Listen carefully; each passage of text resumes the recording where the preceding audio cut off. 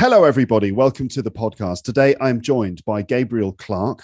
Gabriel is an English teacher from England. He has a podcast and a blog for learners of English. It's called clarkandmiller.com. Gabriel has worked in lots of different places. He has a master's degree in teaching English and applied linguistics. Last year, Gabriel invited me onto his podcast. That's called the Clark and Miller podcast. And we talked about comedy, humor, joke telling, the social side of humor, different comedy shows, cultural differences. It was really good. You can listen to it. It's episode 28 of the Clark and Miller podcast.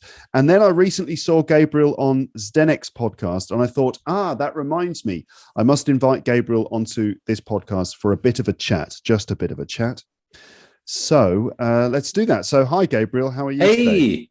Pretty good. How are you doing, Luke? Very well, thank you. Very well, thanks. Fine. I was just thinking that this is maybe the hairiest interview I've ever done. Yeah, I like the beard. Yes, I've got a bit of a... It's cool. I'm going for a sort of an Arctic explorer look. Yeah, it's good. I can't grow a beard. I just look like, a mess. Why can't you grow a beard? What do you mean? It's just patchy, some bits grow, some bits don't. The bit in the middle here doesn't grow, so I can never get a Hitler tash, which is great. No, it's just a mess. It's just some bits are and some bits aren't. Horrible. Yeah. And yeah. So that happens with some people. Like when they grow a beard, it sort of ends up being a bit patchy. It's odd that I don't know why. Yeah, it looks terrible. It looks really awful. Yeah, you're pulling it off though. You've got it. Like everything, you don't have the patchy thing. It's all right, isn't it? It's sort of an Obi-Wan Kenobi kind of thing, actually. Sort of episode 2, Attack of the Clones era, Obi-Wan Kenobi. Where they started not being terrible again. No, they were still terrible. I mean, those first three prequels were still pretty. It's all a matter of opinion and stuff. This is a sensitive topic for many. I'm okay with bits of 2, even though some of it's awful, and most of 3 is okay for me. For me, the bits of 2 that I think are okay. So, ladies and gentlemen, we're talking about Star Wars, just in case you hadn't noticed. For me, the bits of 2 that I like are the bits with Jango Fett, the bounty hunter, when Obi-Wan goes to this mysterious place, and he sort of finds this strange bounty hunter called Jango Fett, played by Tamura Morrison, who is brilliant. Oh, that's good. I didn't know that. Yeah. Cool. And then there's like a fight between him and Jango Fett. Cool. But the location is so cool. It's like this ocean planet, stormy ocean planet with these sort of buildings coming out of the water. When I think of episode 2, like I think of 2 things, one really, really cool and one really, really bad, and that's the cool thing I think of, that setting, that whole bit. And what's the really, really bad bit? It's the the Roman Colosseum style fight where everyone's fighting each other. It's a big mess, CGI everywhere. No, it's horrible, terrible. Isn't episode 2 the one with Anakin Skywalker and Padme, and they're on an island together, and they have that conversation, and the dialogue is just so terrible. He's like, "I hate sand. It's coarse and rough and gets everywhere." And she's like, "What do you mean it gets everywhere?" "Well, I'll show you later if you want, Padme." It's like democracy.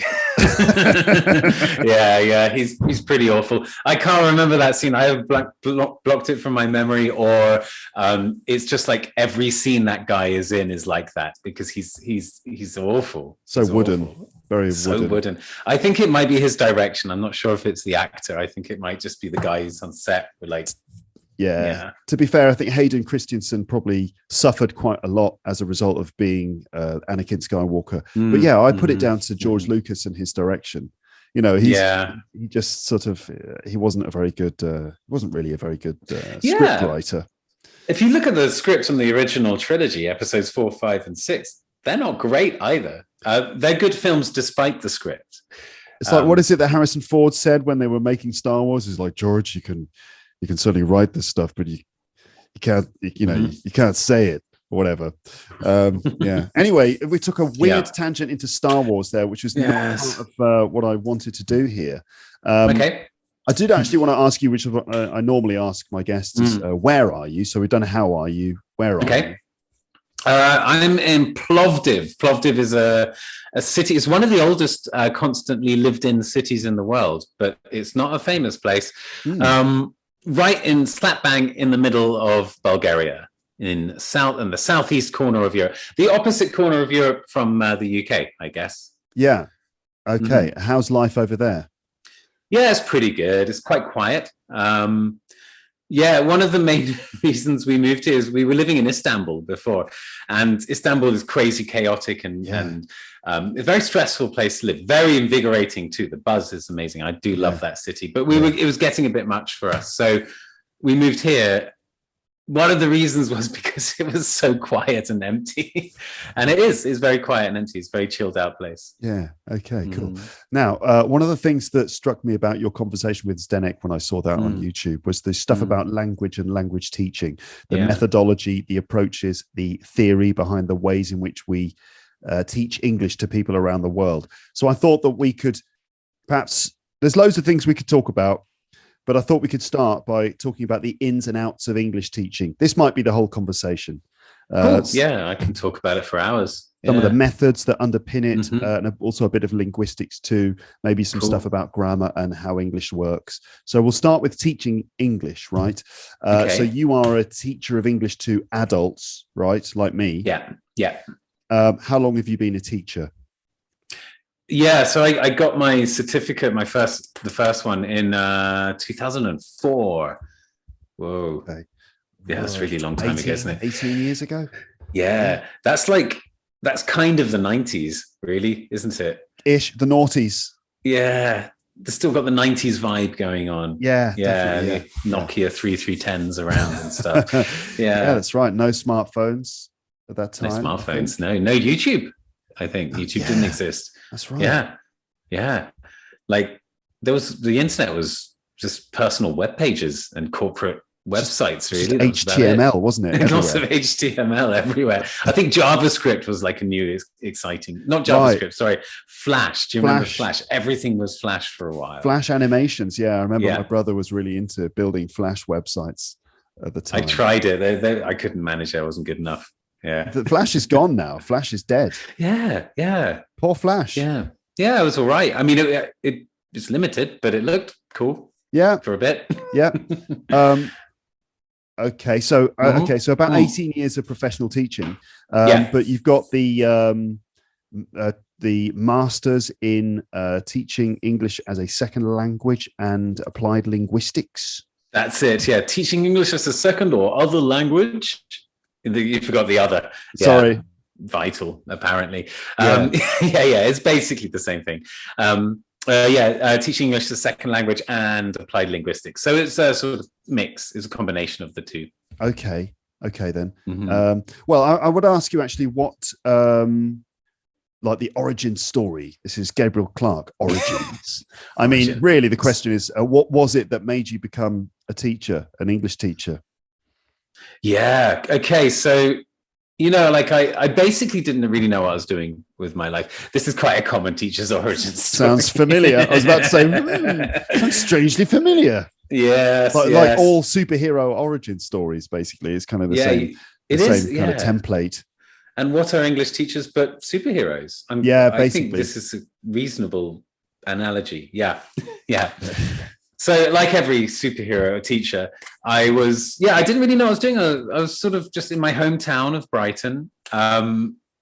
Like you hit your 20s and you all that energy and excitement of being like 18 and 19 and 20, becoming an adult, being allowed to do things and no one really, and people respecting you. And, it's such an incredibly exciting time. And you're just like riding on that wave for a while.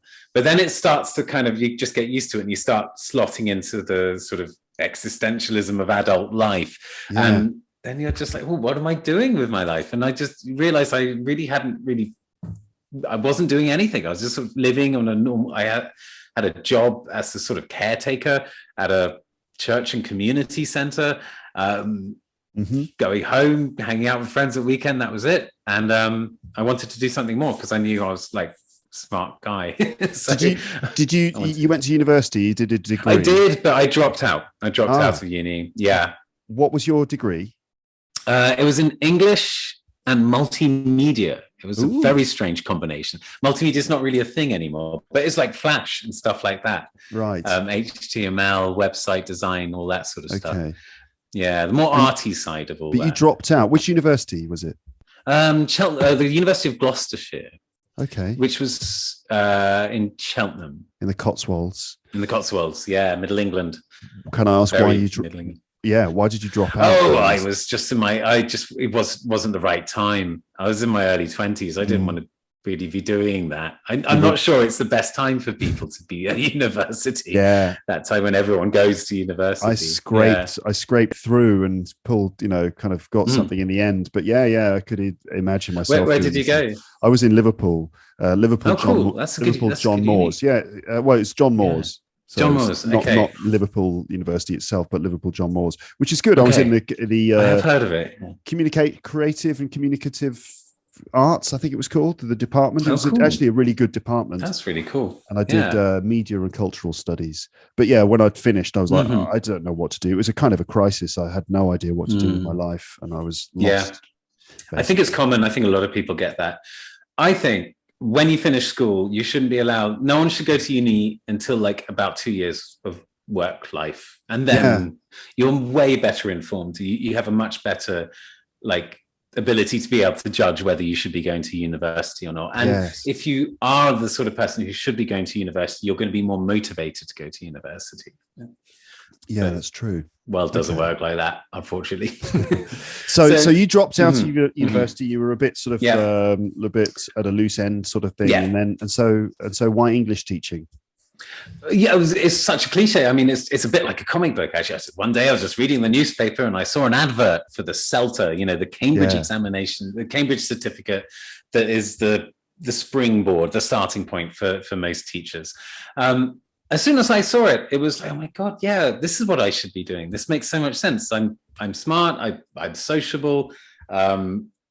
I'm into language. This is great. My dad used to work for the British Council, not as a teacher, more in a sort of diplomatic role. But I mean, I've grown up around English teachers because they were always coming round to the house and stuff like that. It was as soon as I saw the advert, it was like, yes, this is it. It clicked. It was like a calling. Great. Priests and superheroes and English teachers, they get callings. Right. Yeah. And then after a few years, you then decided to do the masters, but no Delta. You haven't done the Delta. I didn't do the Delta. No, I was considering it a few times, but I watched friends do the Delta and do module 2, and I've lost friends to the Delta because they've gone completely mad. They came back. Everyone came back, but during module 2, people just completely lose their minds. So for those people, did you do it? Yes, I've done it. Yeah. Oh, sorry. So those people listening or watching this, the Delta is the diploma in English language teaching to adults. It's the second qualification. It's a sort of a higher diploma. It's the more advanced teaching qualification that people like Gabriel and I.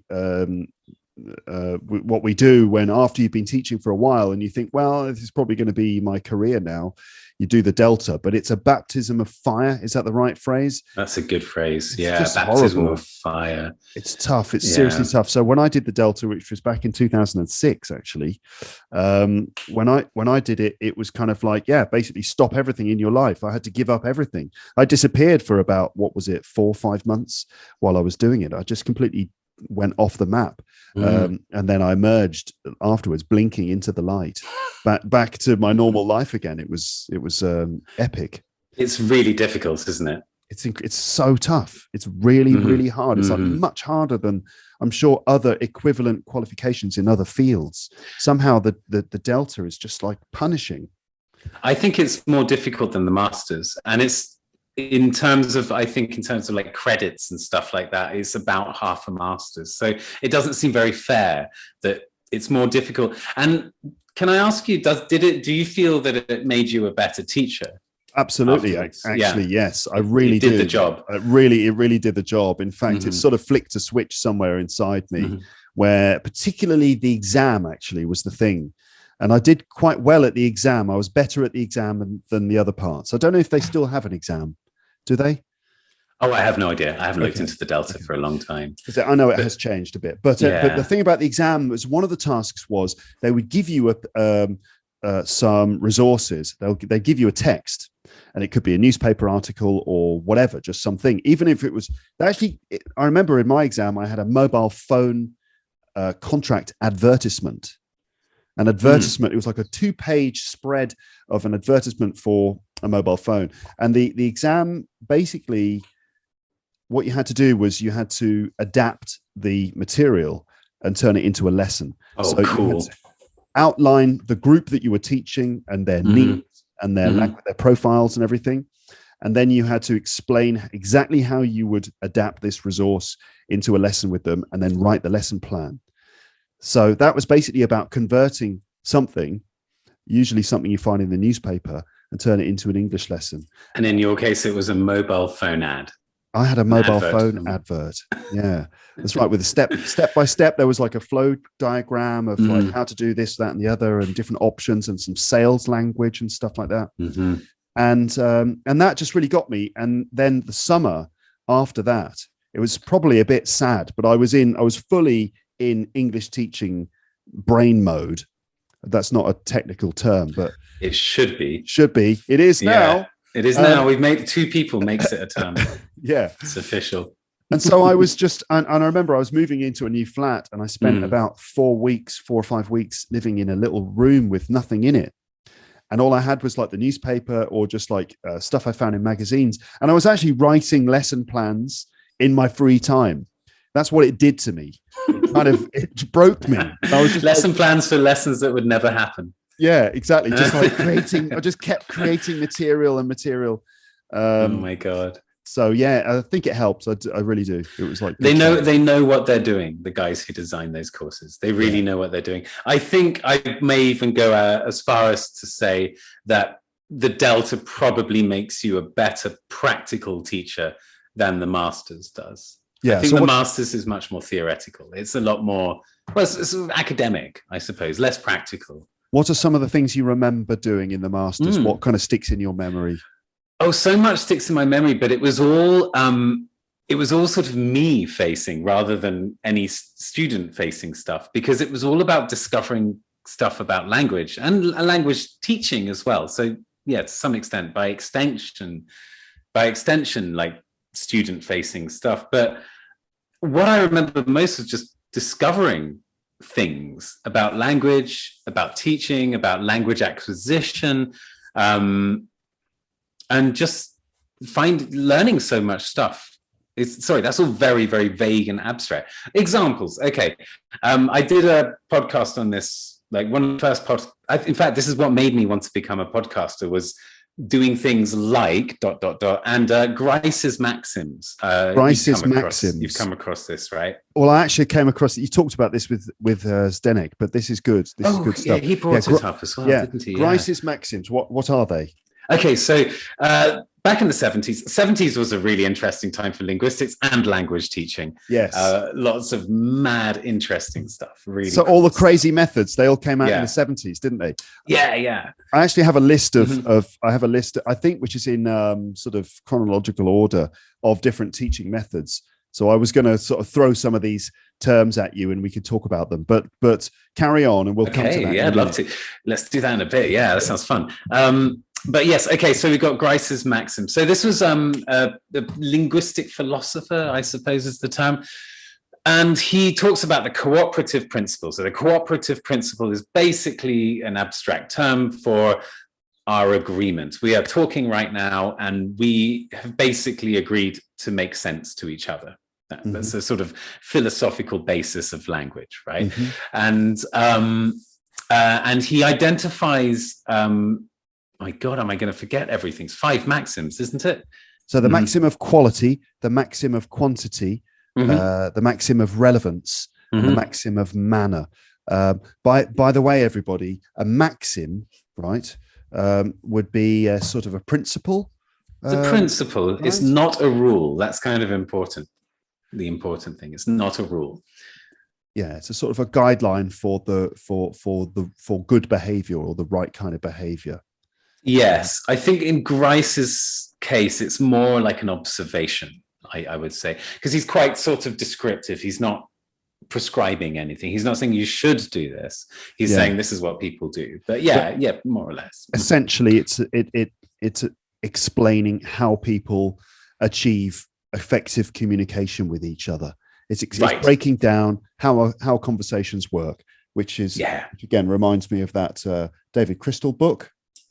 Right. Oh yes, he must cover. I still haven't read that yet. It's good. Hold on, I can't hear you. Get my headphones out. Just get a copy of the book if I can.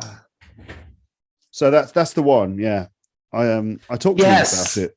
We talked about this in the last time we met as well. We did, because we were talking about humor, and that sort of comes into it. So anyway, that's the book, David Crystal, Let's Talk. Yes, how English conversation works.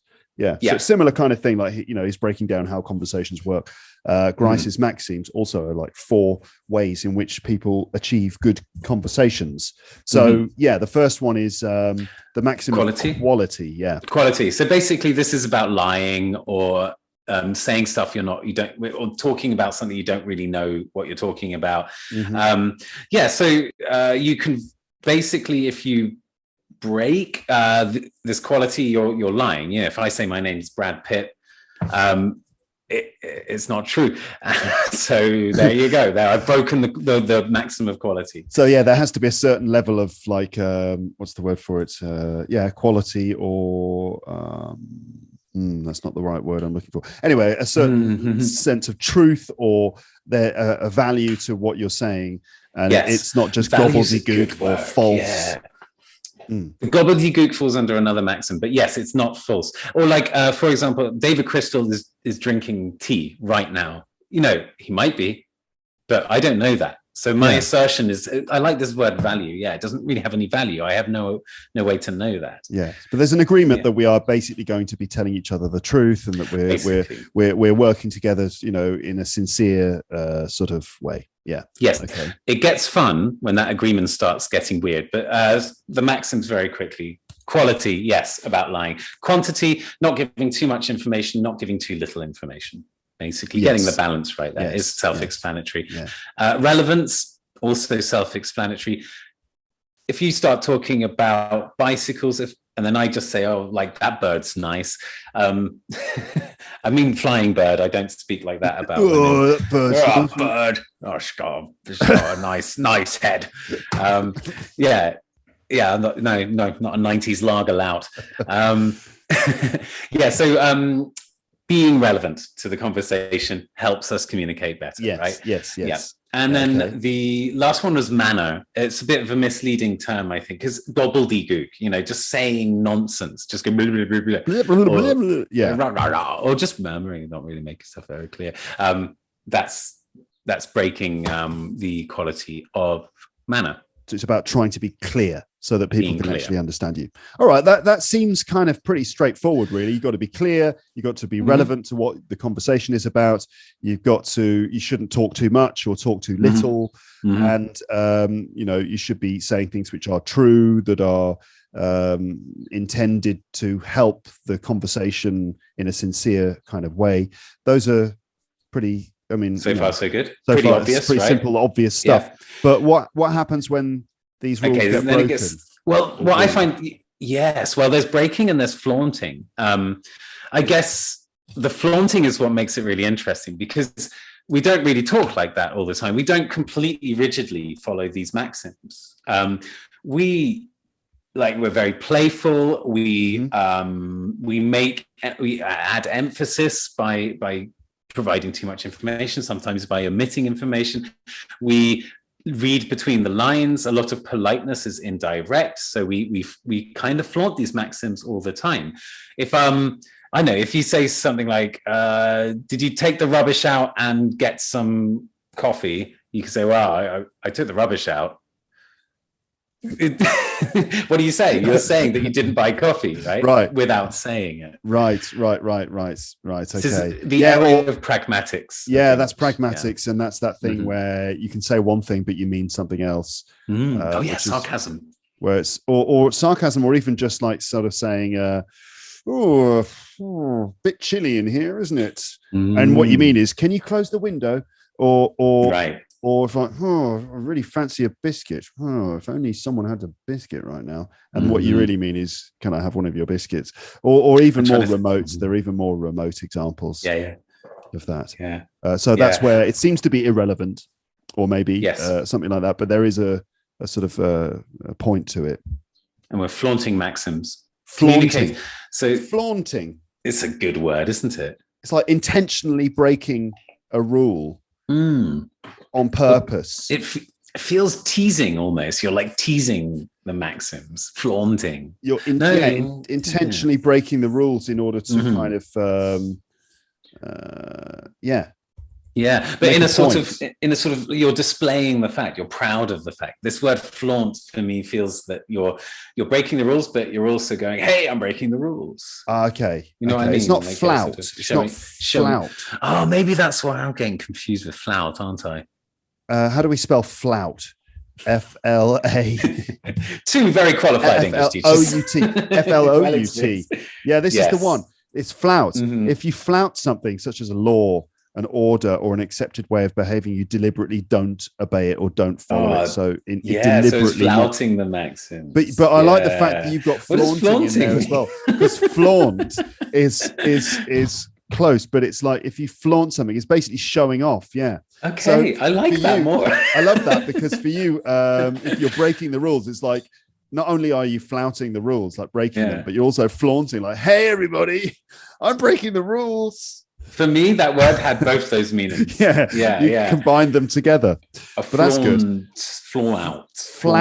Flout meaning break the rules, and flaunt meaning show off. Yes, flouting and maybe flaunting those rules, or breaking them on purpose, is where it's interesting, right? Yes, and by doing that, if your communication stays intact, you haven't broken the cooperative principle.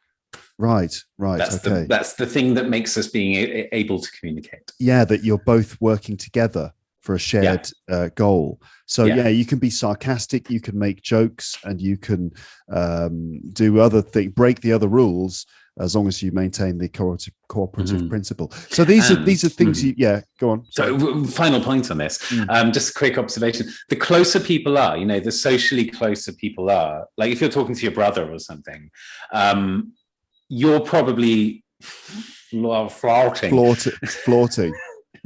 flute. Flouting. You're probably flouting the maxims more regularly than you are when you're, I don't know, trying to buy a ticket in France for something. Yeah. In fact, that with my brother, that's a good example, because we flout so many of those rules to the point where when I'm talking to my brother and there are other people there, they're all looking at each other going, what are you on about? And my parents say things like, oh yeah, they're on the same wavelength. Like we'll just go off on these stupid conversations where we are, I suppose, like quoting lines of Alan Partridge to each other and going like off half on the line is enough, right? Or even one word from the quote. Yeah, because we're so close, we understand what we're saying. We read between the lines, as you say, but other people might think that we are flouting the rules, but we're not. So I mean, you would be breaking the rules with other people, but flouting it with your brother if you're doing the same thing. Right.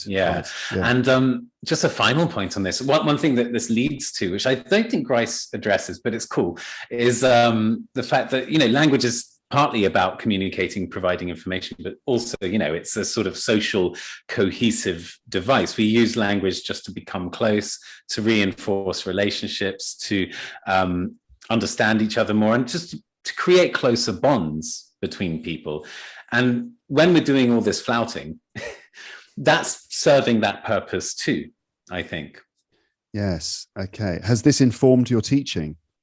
Well, this is a good question. I wanted to ask you, this stuff is all well and good, isn't it? But can this really help when it comes to teaching and learning a language? This shows the difference between doing the masters this master's in TESOL and applied linguistics and the Delta, because the Delta, it's all about just applying it in the classroom. It's all about the classroom, whereas yours was all more about the theoretical stuff. So is there any application of this? I don't know, really. The only things that I can think of are teaching speaking skills and conversation classes and stuff. I think that stuff is valuable. Yeah, you do sort of certain types of turn taking, where you're trying to train the students to respond to what the other person has said, and sort of collaborative communication. And, it makes me think of maybe parts of it's Cambridge exams, where you have to do tasks with other people. And you've got to work together, and the examiners are looking for your ability to basically follow all those maxims and work together to, achieve something. And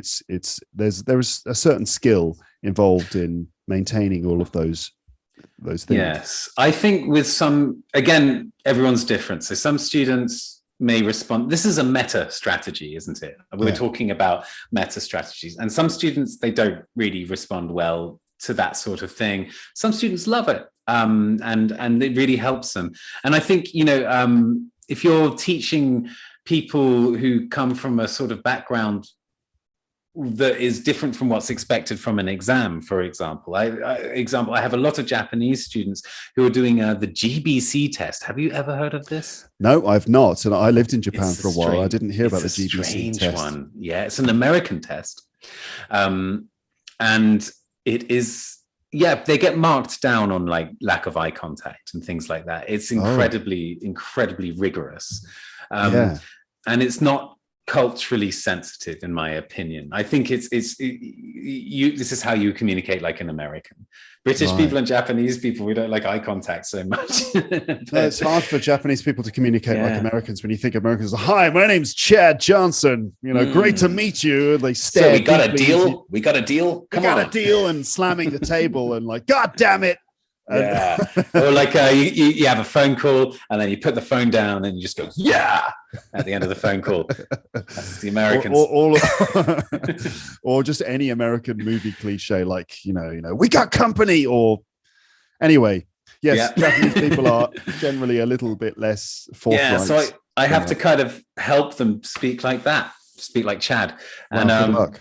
Yeah, so I think maybe in a situation like that, maybe these sort of meta strategies could be useful, because it's like, so this is, you have to identify a lot of the problems they're having in being able to pass the exam as cultural differences, and you have to sort of say like, okay, the maxim of quantity operates differently than it does in Japan, and you sort of try and pick out how they're different, and it's quite nitty gritty. It's quite laborious, but it can work. In a simple sense, you end up in the classroom talking about things like turn taking, and the importance of like, I talk, then you talk, and and that we talk about the same thing, that you refer to what the other person has said, and this is kind of be more direct. Yes, and so on. Yes, that's right. And you take initiative, and you don't leave long pauses, long silences, because that's a thing that, for example, in Japan, they tolerate silences in conversations a lot more than they do in France, for example, where I live. And if you leave a French person in silence for a while, they'll just like start vibrating and then shaking, and then they'll explode. Like they can't not talk for a while. Japanese people, if you make them talk, they'll just, sometimes I've seen Japanese people just sort of like disappear or just like crumble, and they just I've had some incredibly arduous moments in lessons in Japan where it's like, okay, what do you think, Yuki? And Yuki just goes like this. She just literally can't get the words out. She's too shy, and being silent is like an acceptable alternative. It's like a safe space, safe zone. But it's okay. Yeah. You can just be silent, and that's all right. But for us, it's like, no, this is like you're breaking some huge social maxim by just staying completely silent. Like no one's going to really understand it. Everyone's going to think it's a big problem. Is Yuki okay? It's kind of crazy, isn't it? How different we can be in social and communicative ways around the world. Absolutely. Yeah. Okay, so those Grice's maxims were just sort of something that stuck with you. That's a far out example. That's why I like talking about it. But it was also probably my favorite because it's just so fun to talk about. Yeah. Yes. Okay. So what I did was, in preparation for this conversation, is I wrote down a load of different things that I remember from doing the Delta, and I'm talking about teaching methods and other stuff relating to linguistics and teaching. And I've started with a big list of teaching methods. Now, I think you probably, I guess you read about all these things doing your masters, but we've got like the direct method, the grammar translation method, the audio lingual method, the structural approach, Suggestopedia, total physical response, communicative language teaching, the silent way, task-based learning, the lexical approach, and dogme teaching. Right. So should we start at the start? The direct method. Can you tell us about the direct method? Okay, this is the American military one, right? Is it the American? There's another one that has been nicknamed the Army approach, but this might be this like, because language teaching really kicked off with the military. Like, they were the first ones who were teaching people English in an organized way, principled structure. I don't know much about the direct method. I think my kind of history of this is the standard history. I did an interview with Christian from Kangaroo English way back, and I wanted to sort of go through the standard history, and he completely blew it apart. We started to talk about ancient Greece and stuff. And it's just like, this is the Johnson and Johnson, is that right? No. There's no, it doesn't matter. I'm getting too academic. Sorry. Today, popular forms of the direct method are Callan and Berlitz, the schools. Those ones. It's basically also known as the natural method. I don't know who name-wise, if it was Johnson and Johnson, if they're like, let's make a language teaching method, and now let's do pharmaceuticals. I don't know, but yes, it's like a military. It's like a military drill.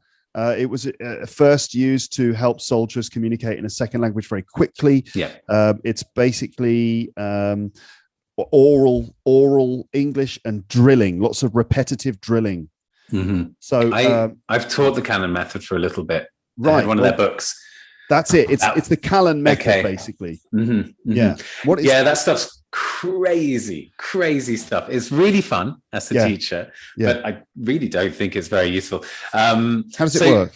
Okay, so basically I have a book, student has a book, I read, it's all question, answer forever. There's a world of just me asking questions and them having to repeat the question instantly, and then answer it. It's like really quick without thinking. And a lot of it is like sort of saying, so I went to the bank, and they say, I went to the bank, and then you say you, or went is not a good one. I go to the bank, and then you say you, and they go, you go to the bank, and then we go to the bank. They go, he goes to the bank. You know, they lots of like drills where they have to transform the sentence in little ways. I say water, and it's like instant drilling and repetition. It's like you're bypassing their brain. You're just getting them to like a Pavlovian response to everything. Like automatic response. My favorite, I remember it still, it was from one of the higher levels. It goes, if it was true that the further and further north you went in Europe, then the colder and colder it got, then would it also be true by definition that the further and further south in Europe you got, then the warmer and warmer it got? Well, that was one of the questions. They would have to respond, yes. If it was true that the further and further north in Europe you got, then the colder and colder it got, then it would also be true by definition that I can't even do it myself. Oh my God. That was one of the questions. I memorized that because that's a gem. But it must have taken them half an hour just to remember. That's the whole lesson, isn't it? Just to remember that. Oh man. What do you think of this then? Do you think it actually works? No, it doesn't work. No. Really? I mean, I'm sure. I mean, everything's helpful, right? Like any sort of language like interaction is going to help you learn that language, whatever it is. Some things are going to be faster, some things are going to be slower, something is going to work better for some people and something's going to work better for other people. So I mean, like, you can't just say it doesn't work, but you look at the broad spectrum of things that work well for most people and things that don't work well for most people, that's certainly on one side, in my opinion. Why not then, do you think? What's wrong with it? I guess also you'll ask, we need to ask the question, like, what does it mean to learn a language? I mean, I think it probably could be good for people who need to sort of be able to do set responses for a limited period of time, that's it. Yeah, but I don't think you need to be able to be creative with the language to be able to learn it. I'm pretty sure the second language acquisition is there's a strong consensus on that. Yeah, and personalize it so it actually sort of makes sense to you personally, rather than just saying these abstract sort of sentences that you don't really mean anything to you. Because if you do that, what's the difference between that and like Nim Chimpsky, another 70s thing, I think, when these guys try to get a chimp to learn English. And they claim success because the chimp was able to sort of respond to certain things. But this is different from communicative language use. This is a Pavlovian response, right? What, the chimp could actually speak a few words of English? So it wasn't speaking. I can't remember. Was it pointing at things on? I can't remember whether it was responding to things in certain ways. Sign language. I think it was gestures. Actually, yeah. Okay, but the chimp wasn't really sort of creatively using the language to communicate. It was just a simple, basic sort of Pavlovian response, as you said. It's like you get this with dogs. Like you call a dog's name, you tell it to sit. I mean, it can sit, and a dog can sit when you say sit. Does that mean it understands language? Oh, there's a deep philosophical question for you. Well, yes, surely, yes, because if it's heard a sound and has decoded it as meaning sit down, and then it does it, then it's understanding language. Yeah. Then we can say that, sure, okay, then the Callan method's fine. Yeah. So is the audio-lingual method as well, which is sort of related based on the same sort of principles. These are behaviorist principles. Yeah. Am I digging too deep here? No. Let's go as deep as you want, because But there must be something that can be taken from this direct method, though, because I do think there's some value in that. Although language learning is a personal thing and we use it to communicate ideas and stuff, there must be some value in getting around. What was it you said before? Just like going direct to the sort of language center of someone's brain and avoiding their personality in the process and any sort of creativity or any filters. It's just repeat what I'm saying and do it automatically, and just maybe make a few sentence transformations in the process. I think there's some value to that, because you end up, because sometimes those personal factors can block you and can get in the way, especially when it comes to being shy, and it can affect fluency. But with this, it's kind of like, let's just tap straight in and just just go direct inject into the brain language. I don't know, but as a teacher, I think I might use it a bit, because when I'm doing pronunciation work in particular, it's that's a different thing though. You're focusing just on pronunciation, aren't you? Like there's no meaning.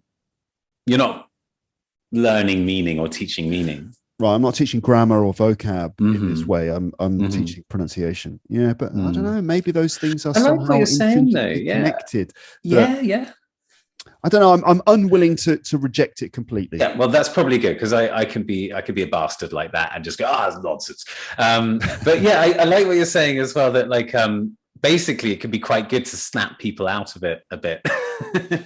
Or just get around their personalities and all the baggage that people are bringing to the classroom or to the language learning. You just bypass all of that and just get straight into the just making sentences, producing them, just quickly having to understand. Just like it's all short-term memory, all almost instinctive call and response stuff.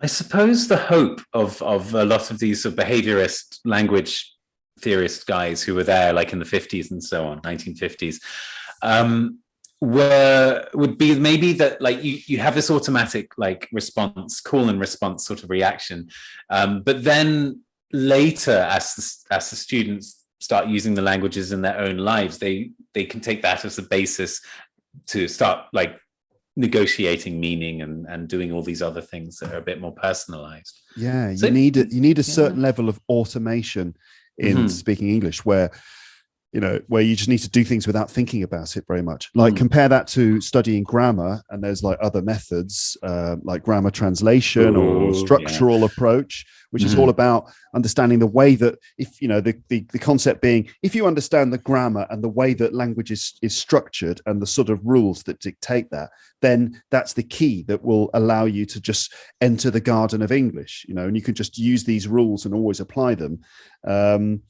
It's very Chomskyan, that one, isn't it? Yeah, that can really screw with people's heads, where it's like, wait a minute, I'm talking about a past action, but the period when the action happened was finished, and so there's no connection to now.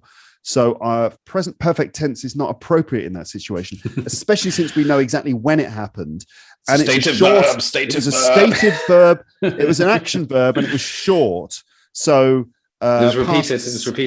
So repeated. Okay, past continuous tense.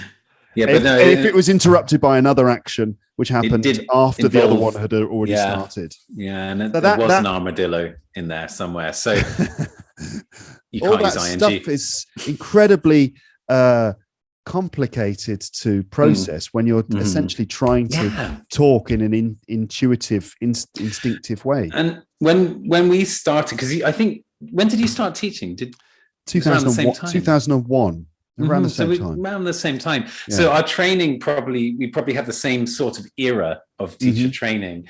And this is a lot of what we were taught, wasn't it? Like, you have to sort of teach structural, even though language teaching was mostly like the communicative language teaching, there was still a lot of the structural stuff around. Yeah. Everything was focused on tenses and grammar and stuff. And also there was certainly the idea, and I don't know, again, I'm sorry, listeners, that this is not quite academic enough. I don't know if this is not academic enough or if it's too academic. I'm not sure which one it is.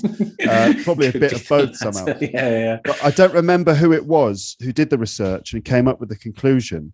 But the idea that there is, I guess it's part of the structural approach, which is that certain structures should be learnt in an order, that there is an order in which those structures are learned. I remember it's sort of like the language needs to be downloaded in the right order. And you need to learn present simple before you learn past simple. And you need to learn like how to conjugate the verb be before you conjugate other verbs. And, you need to learn regular verbs and how they work before you start looking at irregular verbs, that there is an order to learning. And this is what you see in all of the course books, like, Headway, Cutting Edge, and English File, and so on. That their language level is basically defined by the grammar that you're teaching, or grammar that's in there. And it's certainly a system of like an order. This grammar comes before this grammar, and one thing leads to another, and so on. It took me a long time to get out of that mindset as a teacher. What's the alternative though? Because as a teacher, I sometimes still think in those terms of teaching grammar. I think it's still helpful as well. I mean, it's not, let's not throw the baby out with the bathwater, but nice phrase. Yeah. That was a good phrase. Throw in an idiom if you can. To throw the baby out with the bathwater, listeners. So you've just given your baby a bath. You've just washed your baby in a bath, right? And now you need to get rid of the water. So what do? You've got to throw the water out of the window, of course. But make sure you don't throw the baby out with the water. Do you think anyone's ever done that? I think that's like a thing that's like, because expect someone might have done that once in the history of babies and baths, but not enough for it to have become an everyday phrase in English. It might have been a very spectacular event. I mean, everyone might have seen. Maybe it's like one high-profile event that happened. Very influencer did it once. Yeah, in the 17th century. Anyway, but yes, we shouldn't throw the baby out with the bathwater. Which baby again, and which bathwater? The baby of language learning and the bathwater of structures and grammar. Structural approach. You shouldn't. Yeah. There's still something to be gained from it, I suppose. I think the best thing to do is just. It's kind of a bit depressingly common sense, but it's like, just look at your student, talk to your student, figure out how they're responding and what's working best for them. And just one thing doesn't work, try another way. Some people really do respond well to that sort of grammar structuralist approach, and cool, good on them, and great, because that's an easy thing to teach, which is probably one of the reasons it stuck around for so long. Right. The audiolingual method, which is basically the same as the direct method, except that I think the audiolingual method focuses on vocab rather than grammar structure. And there's more gear, there's more kit. When I was language labs, cassettes, yeah. Do you remember learning French with a language lab at school? I do indeed. Yeah. How was it? Very confusing. Like, those weird rooms. They're like these 70s style rooms. They obviously spent loads of money on these desks that weren't desks, but they were just like rows of tape machines, but with more buttons than tape machines have. And then the teachers that sat at the front, they had this massive operational dashboard. It's like Star Trek. It was crazy. Yeah, you're like learning French in the Star Trek ship. Yeah, it was very strange. And you had the headphones on, and the teacher would play a recording to you, or at least would control all of your cassettes.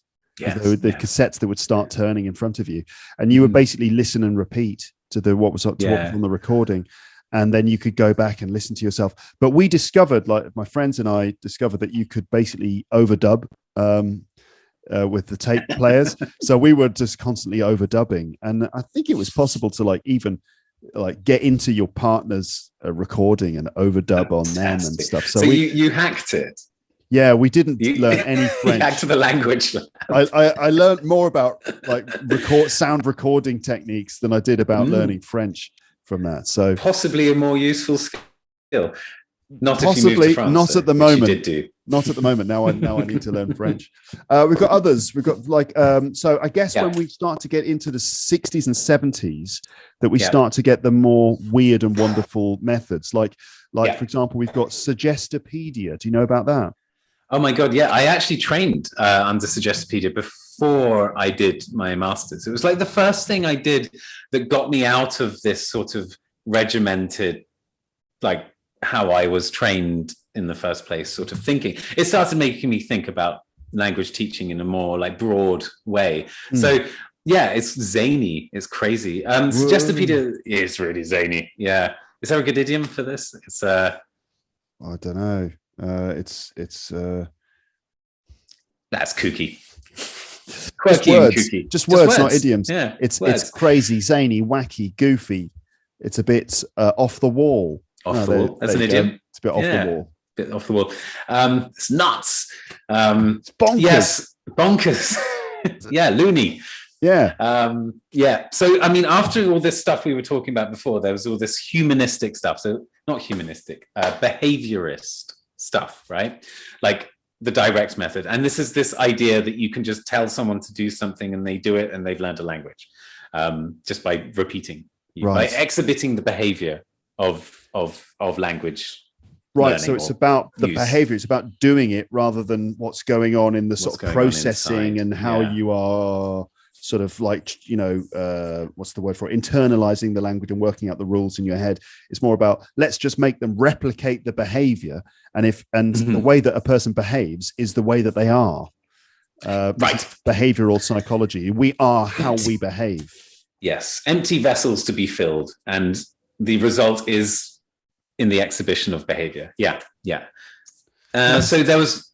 That was as you said, that was the direct method direct method, audiolingual, which was behavioral, right? That's what you said, I think. Exactly. Okay. It's behavioral. Yes, Canon method and stuff. So the 60s came along, lots of hippies and all that stuff, and as a result, the sort of language teaching world kind of resisted this behaviorist stuff, and you have this humanistic language learning. So this is when we have Suggestopedia, the silent way, total physical response. I'm missing one. I've forgotten one. I can't remember which one.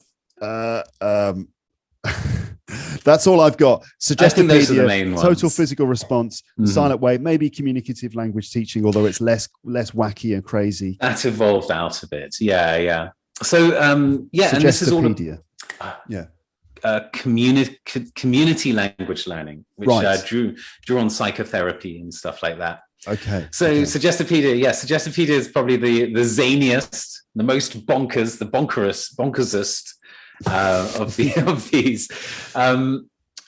where to start? Well, it's all about like communicating with the conscious and the subconscious at the same time, long-term memory and short-term memory at the same time. It uses music because if you activate the students' alpha brain waves through music, you can get to them in a certain way. And if you activate their delta brain waves through music, then you can get into their long-term memory reserves. And it's all very like, ooh, hocus pocus, magic, magic, magic. And you read about it. I got really into it. I got obsessed with it. First, as a sincere like follower of it, I got really sucked into it. And then much later, after the masters, that's a sort of investigator of what the hell is going on here. Yeah. And in both cases, I could never get to the bottom of it. The founder of this method was actually Bulgarian, Georgy Lozanov, under the communist regime in Bulgaria. And if you read his works, I can't get through it. It doesn't make any sense to me. It feels very much like pseudoscience. That's all I'm saying about it. It just, as they say, it feels woo-woo. I would love to be corrected on that but I've just looked and I can't find anything solid. It's all just stuff that sounds good.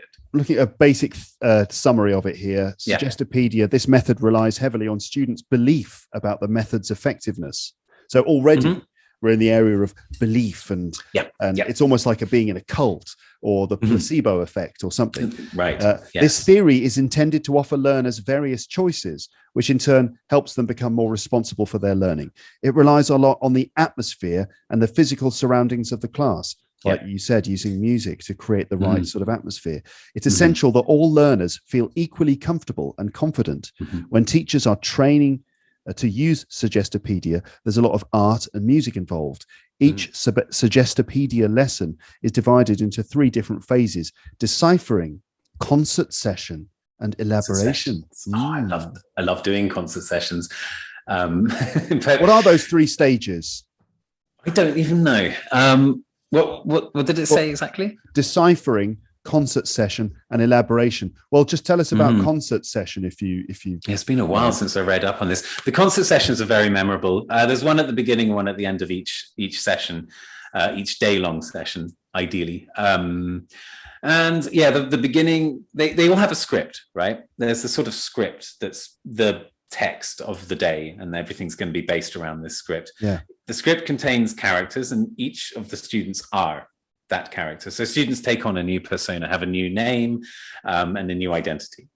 The first concert reading, if I'm remembering this right, I think it's an alpha brainwave one, and you play classical music, things like Mozart, classical music, the peak of classical music. Bach and Beethoven, Mozart, Bach, not so much. That's more of a delta brainwave guy, apparently. Yes, because it's quite fiddly, and you get lost. You get lost in the music, and your brain sort of reaches a more sort of passive state. But with Mozart, it's more engaging. You're following it, you're relating to it, and it's your brain's more active and a lot more sort of ready to go. So you read this script kind of half singing along to the Mozart. What? Yeah. Really? Okay, cool. You didn't know this. Yeah, this is loony. It's bizarre. What, you're singing really along to the classical music while you're reading the lines? Yeah. Hi there, can you show me the way to Thurso?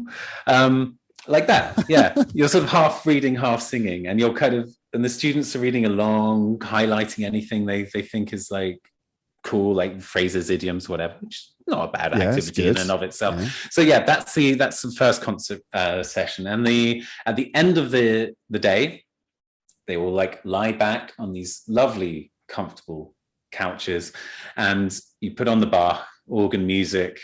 You're listening, you're just getting absorbed and getting lost. You enter. Excuse me, can you tell me the way to Thurso? It's so weird. It's so like hypnotic weird. Almost. You can tell it came out in the 60s. Oh, it's very 60s, 70s, I think. But 60s or 70s. A product of the 60s for sure, isn't it? Yeah, definitely. Yeah. But having said that, I don't want to diss it too much, because I did a few talks about this at some small TEFL conferences, and I really enjoyed it doing the research because I wanted to look at a couple of these. I looked at the Silent Way and Suggestopedia, and how like first half of the talk was kind of rubbishing it all, like because it's quite fun and quite easy, like we are kind of doing right now, right? Which is we are taking the piss out of it. Taking the piss out of it, but the second half I kind of reflected on it all and took like took the principles of these methods and had a look at any SLA research that kind of showed SLA as second language acquisition research. So, the research, the science behind how we learn a language, and seeing if there's anything in it. So even though I'm not so certain that the principles were founded on strong scientific foundations, it seems that there's a lot in it, like nice surroundings, lower stress, classical music even, I think, has been shown to be to help learning. Lots of things that are kind of in a way common sense now. These were kind of quite groundbreaking at the time. Yes, and I think credit should go to these guys who developed these methods, even if they weren't. They're on slippery academic foundations, but I think they stumbled onto some really good stuff.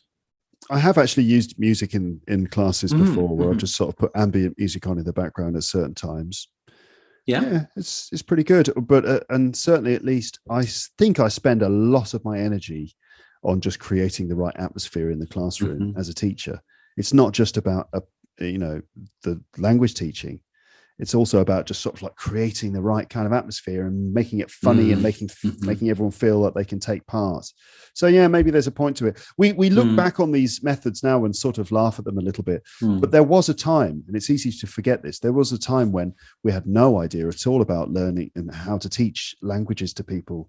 And it was just translating and stuff like that. But the organized group lessons, we've been doing this for a while now. And so, stuff like creating the right atmosphere, reducing stress, that wouldn't have been an assumption, but, a certain number of years ago. It took someone to work it out, academically. There's probably loads of people who were doing all these methods, but they just weren't academics. And so it never got written about. There's probably been, people have been using different methods and things for centuries.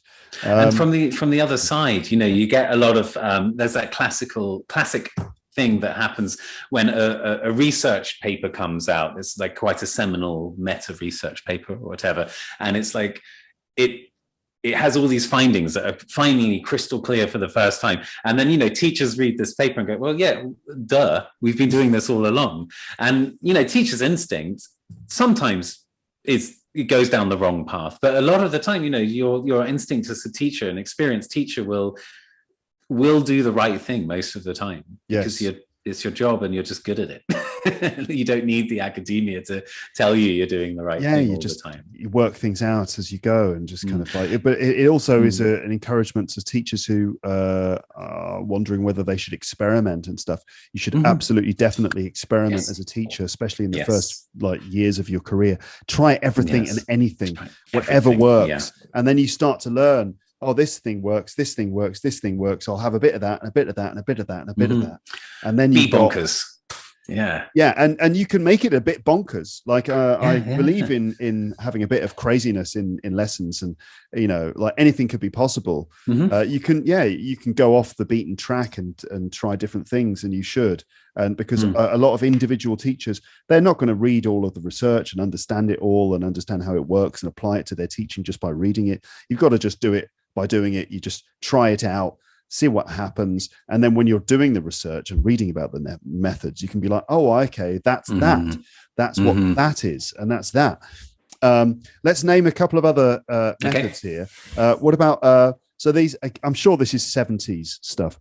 Total physical response, which 70s, is maybe my favorite name for a teaching method. Total physical response. It's Good like, what is a total physical response? It's like someone, it's someone having an orgasm, or someone like exploding, or what is that? It's a metal band. It's a metal band. Yeah, it's perfect name for a metal band. Total physical response. Total physical we are response. total physical response. Yeah, that would be brilliant. So what's supporting Iron Maiden? Well, I mean, it really kind of is what it says on the tin. There's a good metaphor. It does what it says on the tin. Does what it says on the tin. Yeah. Yeah. So it's, I mean, I can never see how this would be useful beyond very low levels of English or learning any language.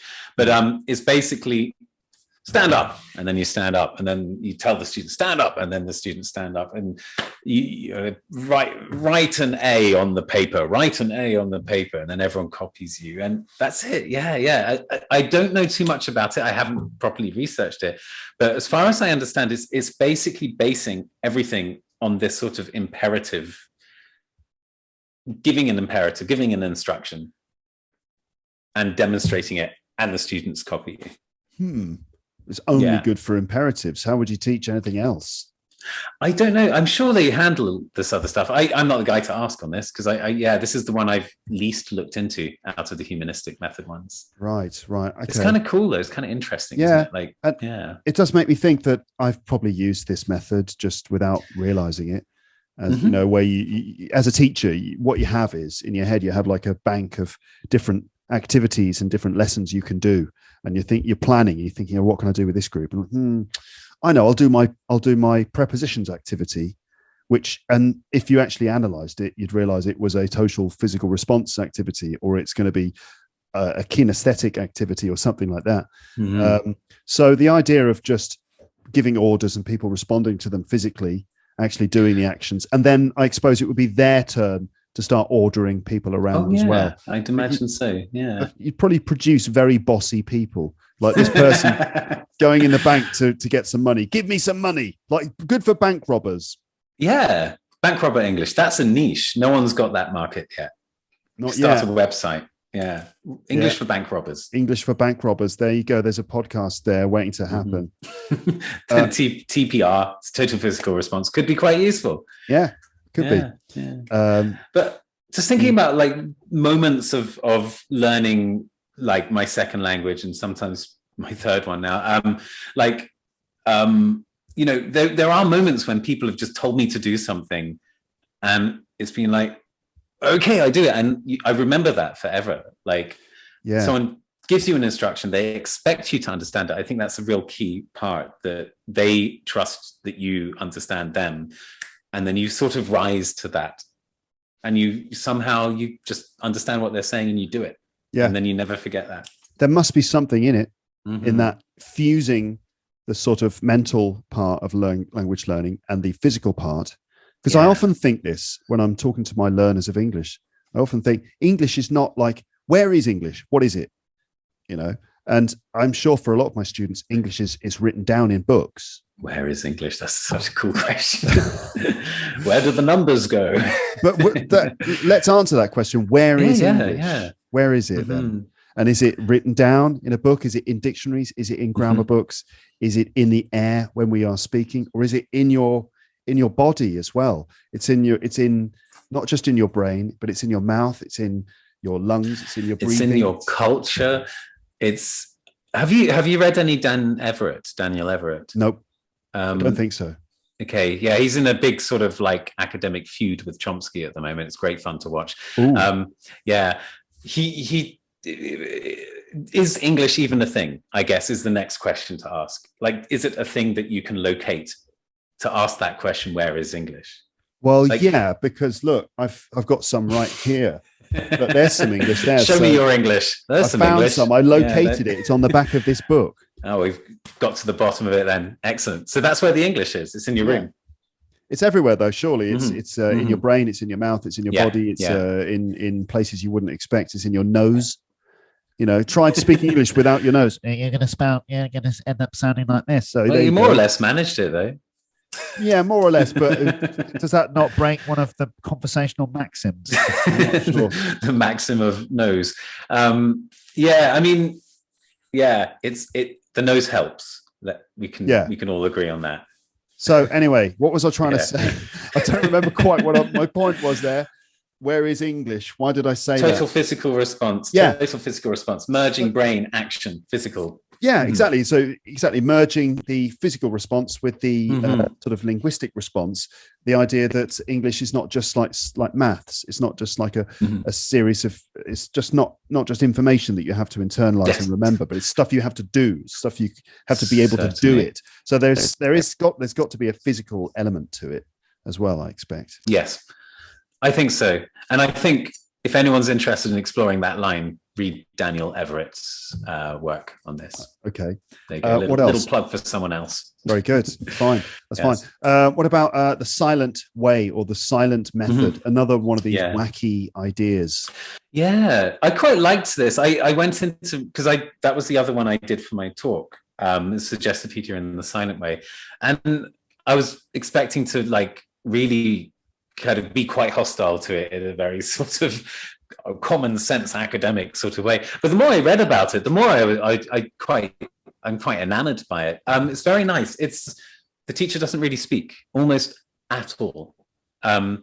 Demonstrating things through a phonetic chart, demonstrating things. We have these Cuisenaire rods, these sort of like different colored, different size rods that you can use to visually represent language.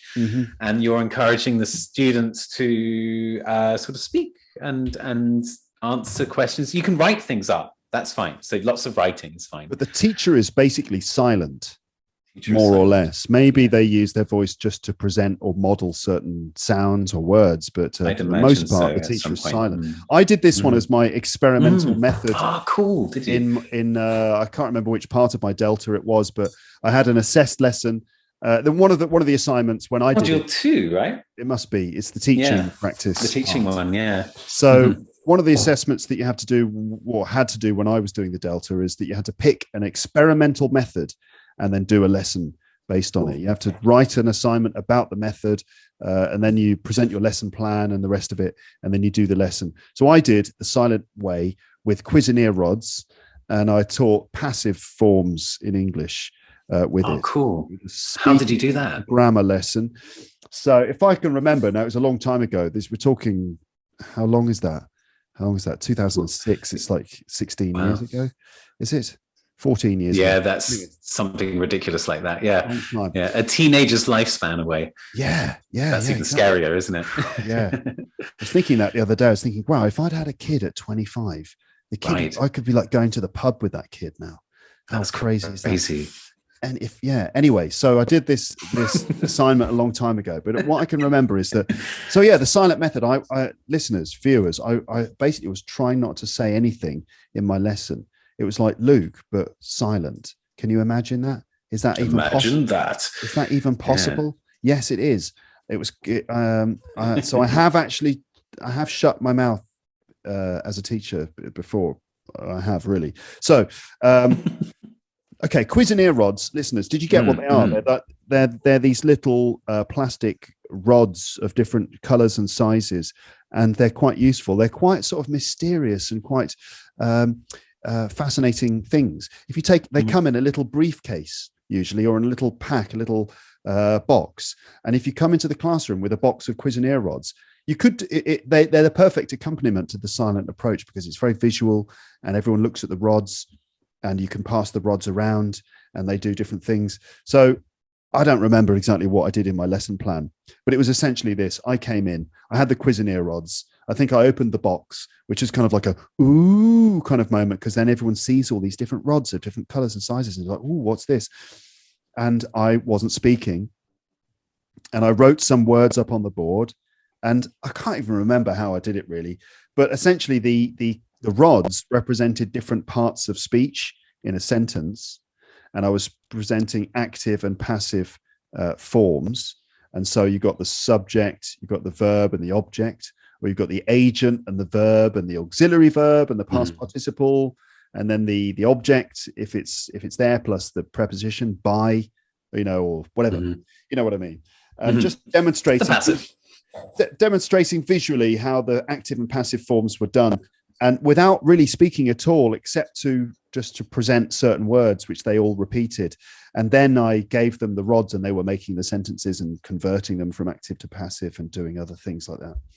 And I was quiet. I passed the assignment, so I must have done it right. But so I guess the students would be like swapping the places of some of the rods and so on. Yeah. Very structural, isn't it? Yeah, that is very structural. Yes. Yes, definitely. It was interesting. But cool. What it did teach me is that you can use silence as a teacher. Silence can be really useful because you can, especially when you're eliciting or when you are presenting language, you can just say something and then you just shut up for a while and you let them process it. You just sort of let them work out what's going on, and you let them take the lead and let them ask you questions and you respond to them. But you don't basically carry them. You don't take them all by the hand and just pull them through a lesson where you're just like talking and dictating to them. I think when, this brings us to the subject of teacher talking time. Yeah. What have we always been told about TTT? Keep TTT to a minimum. That's what we are told. And that's good. I like it. And I think it's really important to know as a teacher. This is like one of those, in the early days of teaching, one of the first things that really clicked with me was, well, you don't have to be speaking all the time. It's really so easy just to be speaking and speaking and speaking. You just want to speak all the time. You mustn't. Otherwise you're not doing your job, right? Yeah. But it's not the case. And this sort of idea of, when no one's saying anything, that's okay. People are thinking, and really getting used to that. And when the teacher's not saying anything, that's okay, because the students are probably speaking or they're about to speak. Or they're processing something. Yes. And that's really valuable. Otherwise, you're just a behaviorist if you think that everyone has to be speaking all the time. Yeah. And I mean, some people will disagree with that and they'll say, but I want to hear my teacher speak. I want to get a model of the language. I want to be able to listen. There are times for that. Yeah. That's okay. That happens too. Yeah. Maybe I'll use the silent approach in an episode of Luke's English podcast. I don't know how that would work. You'd need a guest. I think so.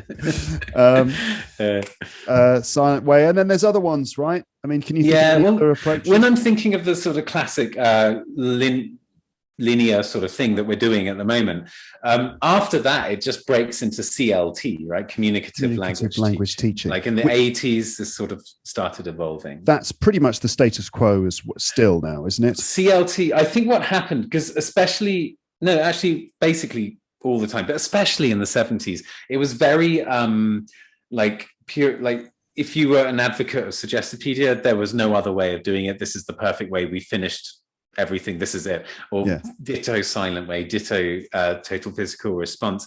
And the methods, like methody methods. After that, from the 80s onwards, things have moved away from like methods that are perfect and the perfect structure of how to do things, and turned into sort of approaches and things that we should like improvise around or not. And like the communicative language teaching is still like at the center of English teaching, and I think that's because it's versatile. Like it's like Buddhism. You could join another religion if you're a Buddhist, and you can take on other elements of other methodologies if you're into communicative language teaching. What is communicative language teaching then? Well, that's a good question. How to define it? I guess it's setting the goals of the lesson, the goals of your course, the goals of the student's goals, and what you want them to do is to be able to communicate. And it's really obvious, really, now, if we think about it. But they need to be able to like be put in certain situations and be able to deal them through language. That's it. And communicative language teaching, this is when we saw lots of like scenarios, like you're on the some of it got really like creative. You're on a town council board, and a shopping mall and a park both want to take up this new space that's here. Discuss and come to an agreement with your colleagues about whether you're going to go for the supermarket. You student C, you are an advocate for the supermarket. You have to make your case. So yeah, all these very elaborate role playing sort of things. Simulating the different acts of communication, like negotiation or collaboration, or arguing, disagreeing, right, giving opinions and all that stuff.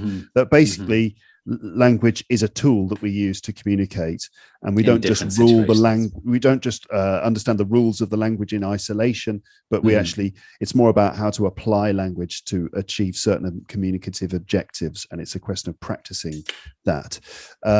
Useful description. And that's essentially, which means teaching English or studying English by using it to communicate. And then, but not just that, there's also, it would probably be part of a process, typical English lesson where you have like the subject, you have a lead in where you talk a little bit about the topic, and then you have some input where you listen to a couple of people having a discussion, and then you do the language work where you break down the language, and then you have a task at the end, which is a sort of like a replication of the task they were doing in the listening, and then you can use those tools that you learn in the previous steps to actually achieve the communicative act that you need to do in the task.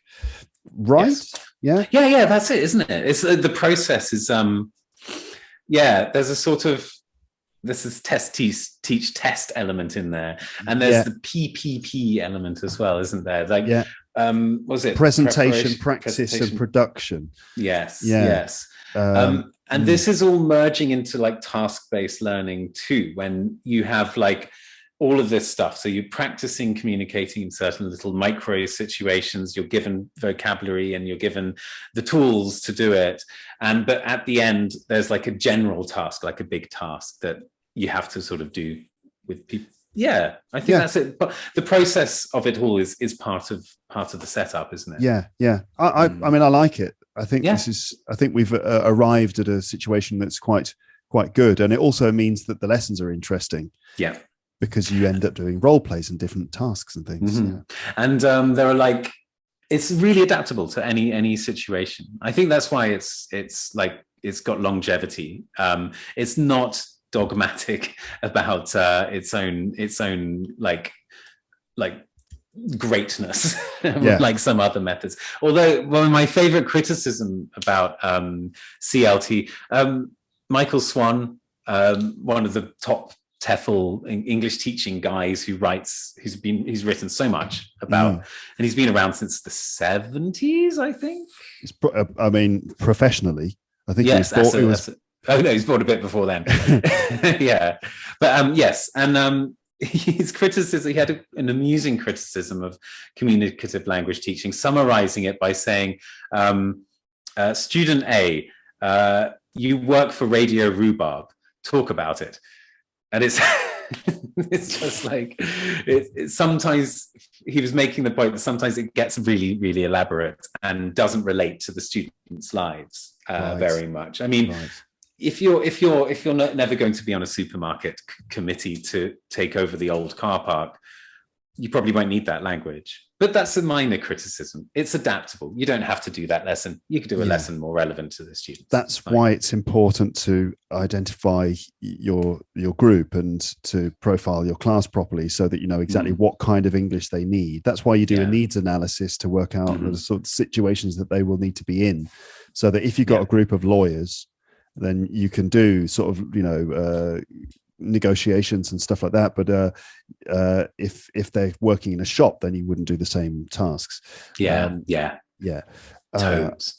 some more. There's two more things that I think we can talk about, and that's we're probably good then, because we've been going for a while now.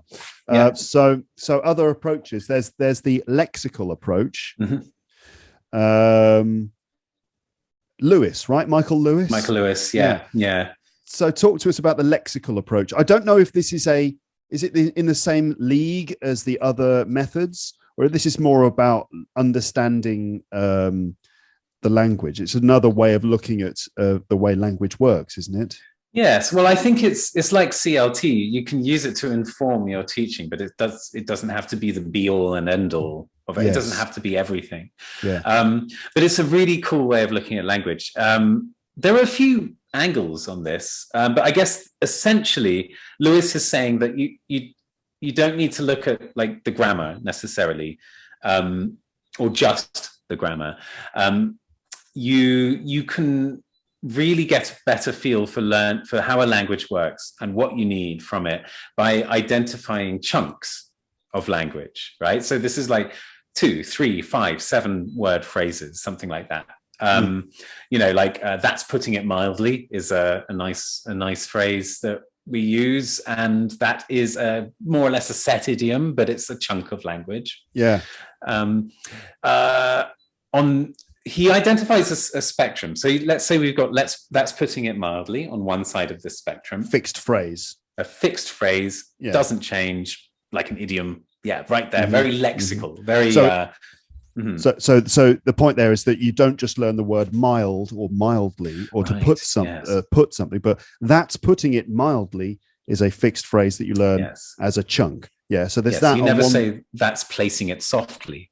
That has no meaning. It's not the structure, it's that particular chunk. Right. Yes, so that's at one end of the spectrum. Lexical side of the spectrum.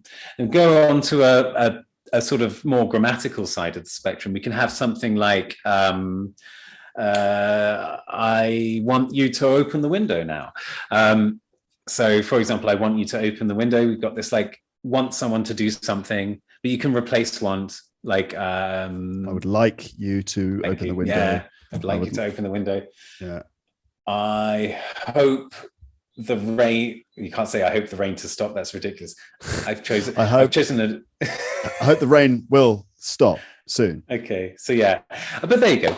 That's a different sort of structure, and that's quite an interesting point. There you go. I think that makes the point well that things fall into these sorts of like structures. Yeah. Yeah. Rather than like grammar alone can't tell us whether we say I plan the rain to stop, or I hope the rain to stop, or I hope the rain will stop. Yeah. Right. So something's going on here, and he calls it lexicogrammar, lexicogrammatical structures. Okay. So if we think about teaching present perfect tense, which is like I have, we've been talking for an hour and a half or whatever. That's literally true. Yeah. Quite a long time. Yes. So present perfect with a lexical approach, you would end up breaking it down into things like have you ever, and I have never, and I have just, and I haven't yet, and I've already done it, and just sort of breaking it into those. It's been a long time since. Yeah, it's been a long time since. And what have you been up to? Oh, nothing much. You know, those sorts of things, rather than just trying to understand the rules of the present perfect. It's more just like, is correct. Here are just the different ways that we often make present perfect. We often use just, we often use already, and then just sort of separate in this sort of situation and in this sort of situation. Right. Yeah. Or alternatively, looking at language and looking at and sort of saying, okay, when you learn a word, you don't just learn the word on its own, but you learn the other words that often go with it. So you don't, if you learn the word according, you obviously learn according to. If you learn the word looking forward, you learn to look forward to, and then an ing form, and that's your chunk. It's, you know, I am looking forward to seeing you is a chunk. And it's like the way we teach used to and to be used to doing. Oh, yeah. Okay. Right, isn't it? So yes. We identify those things as individual chunks of language with different functions, rather than just understanding the words in isolation and then sort of putting them together. Yeah. Yes. And it's very much about what's probable rather than just possible. I want that you open the window. Some people say, but it's less likely than I want you to open the window. So there's grammar can show us. Yeah. Sorry to talk over you, but that thing about I want you to open the window is the more high frequency grammar around the word want. That this relates to then like data, and that's how we get into corpora and concordant data and stuff. Where we can actually we can go to these databases of language and we can type in the word want, and then we can see what kind of structures emerge from it. And Yes. want someone to do something is the one that is like 95% of the time is the one that's used. And so there you go. This is the chunk that we learn. I want to do something, or I want someone to do something. So that's just like looking at language as it kind of comes in chunks of vocab. Yes, and this is really, really used. And also a nice thing about that, I think people respond to that well. Students respond to that well, because when they see examples that look natural, they recognize the context that the example comes from. They recognize the situation. Like suddenly it tells a story. I've just woken up. Like it tells quite a story. It could mean a lot of things. Yes. And they sort of recognize it rather than having gone through the long back entrance of the grammar structures. Yes. And then arriving at I have just woken up, because just is for recent times. And so I've just woken up. Top down, bottom up. Top down and bottom up. So bottom up is like looking at the individual elements of the sentence and understanding them and breaking it down on a grammatical level or whatever. And top down is just like looking at the bigger picture, understanding the message which is being communicated by this particular chunk of language. That's it. Start at the result. Yeah, top down. Yeah, fantastic. And finally, what about dogma? Dogme, Dogme. I don't know how. Who knows? No one knows how to pronounce it. Dogme. It's an approach to teaching which is sort of actually influenced by the world of cinema, right? Right. Yeah. Dogma filmmaking was an approach to filmmaking that was essentially a very sort of do it yourself, do it on the spur of the moment, try to use the least amount of technology possible. So we're not getting big lighting rigs and studios, but people are using handheld cameras. They're filming on the go. They're capturing real moments and just sort of making it up as they go along. That's like dogma style filmmaking. They have a manifesto, don't they? They say things like, no special effects, no post-production editing like effects. No script sometimes, I think. Right. But then dogma has worked its way into English language teaching somehow. What is it? What is the dogma approach? Yeah, so this was, it started on a forum. So I guess in a way it's like the first internet-based teaching methodology. Lots of teachers sort of talking about teaching and expressing their frustration with course books. Initially, I think it comes originally from a sort of being annoyed by course books, thinking that course books don't relate to the students well enough, and teaching the syllabus that the course books give you isn't the best way to get students to learn a language. I think that's how it all started. Then it led to Luke Meddings and Scott Thornbury's sort of seminal work, and they wrote a book called Teaching Unplugged. Very cool name, isn't it? Like MTV Unplugged, isn't it? MTV Unplugged. Well, this was MTV Times. This is the 90s. Great book. And so basically, it's about teaching without any aids, just going in and just the student and the teacher as two human beings. The teacher has the knowledge and has a lot of knowledge, not just of the language, but also different ways of explaining the language. It isn't just randomly just going in. The teacher has to be, in a way, more prepared than a teacher with a course book. Using language opportunities that come in the form of like what's happening with the student in their life. Basic on a basic level. So, a student, be chatting at the beginning of a class. The student might say, I've been to a wedding last weekend. And then you can just start chatting about the wedding. And then the teacher can use that opportunity to bring in like wedding vocabulary, wedding chunks. That sounds weird, doesn't it? Wedding Chunks. Wedding Chunks. Another band name. The Wedding Chunks. Barry and the Wedding Chunks. Jesus Christ, that's terrible. Like chunks of language about weddings. And just basically just turn the whole lesson into that.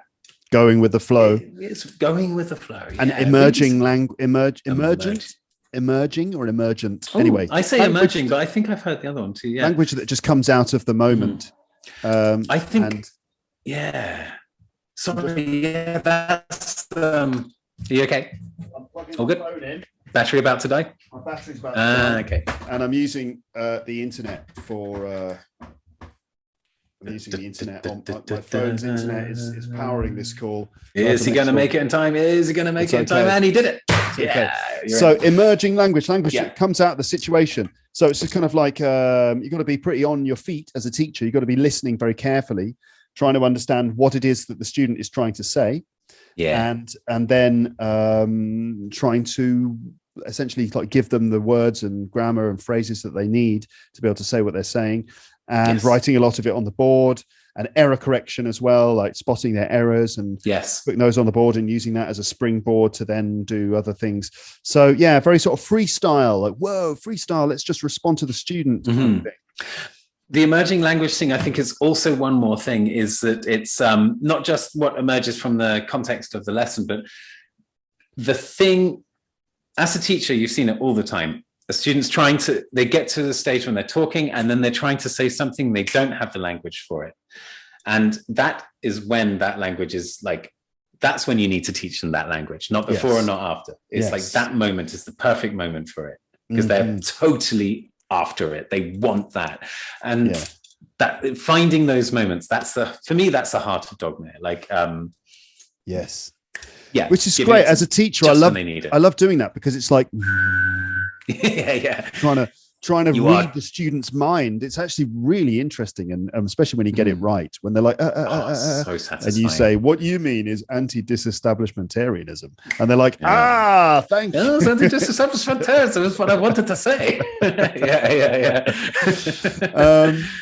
Yes. Okay. Look, Gabriel, we've got to stop. It's time, isn't it? Yeah, for sure. We've got to have lunch and stuff like that. But it's been interesting. Essentially, what we've done is just kind of gone through a sort of a short history of English language teaching methods. A short history. I mean, it's been quite long, but there's a lot more detail. That's the standard history. Yeah. Yeah. There it is. The standard history. There's all sorts of strange and interesting, weird parts of that history elsewhere in the world. 19th century as well, but that's the story for another day. Another story for another time. And there were other things I wanted to ask you about, but those are other stories for another time as well.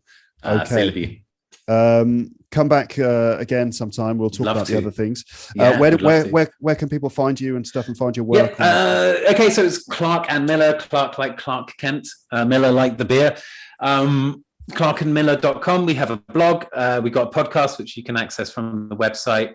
We've been working on the YouTube channel recently, Clark and Miller English, something like that. Clark and Miller English. I don't know. Why should I know? But yeah, anything Clark and Miller. We're the only Clark and Millers out there, I think. YouTube, blog, website, and podcast. Okay, fantastic. Okay, listeners. Great. Okay, viewers. That's it. Thank you so much, Gabriel. Thanks so much, Luke. Really, thanks so much. It's been such a pleasure. You too. Thanks for sharing all of your knowledge and stuff. And chat soon. Have a nice day. You too. Cool. Have a good one. Cheers. Bye-bye. Bye-bye.